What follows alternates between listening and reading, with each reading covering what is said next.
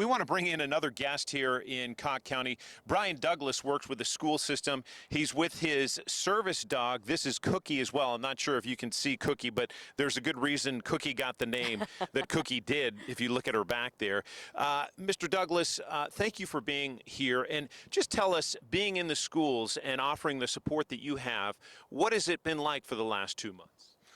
Well, it was quite a challenge at first because we were separated from our kids for a couple of weeks, and there was a huge emphasis on schools reaching out to every single kid to find out which families were okay and which families were displaced. And so that started, and it fell into our fall break was just a week after the flood. And so in some ways that was a good thing. In other ways, you know, we feel like we want to have our eyes on those young people. And certainly there was an emphasis on when we returned about what would be the best approach to allow those kids to return to school in the safest, most harmless way. And no doubt they experienced trauma. Generally, how are they doing? I found they're doing pretty well. I think our district has had lots of training on trauma-informed practices.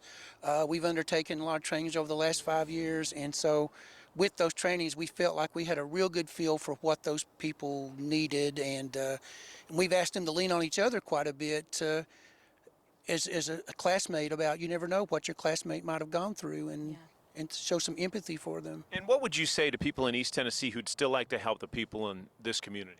Well, first of all, thank you for all the reach outs that's happened. Certainly here in Cocke County, we feel your well wishes, we feel your prayers, and we are forever grateful for all that. But right now, I've talked to some groups who have furniture they want to bring and that sort of thing.